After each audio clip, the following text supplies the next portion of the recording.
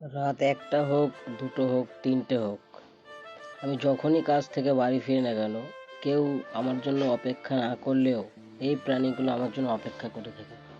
কারণ ওরা জানে আমি যতক্ষণ বাড়ি না আসবো ততক্ষণ ওদের ক্ষুধার্ত হয়ে থাকতে হবে।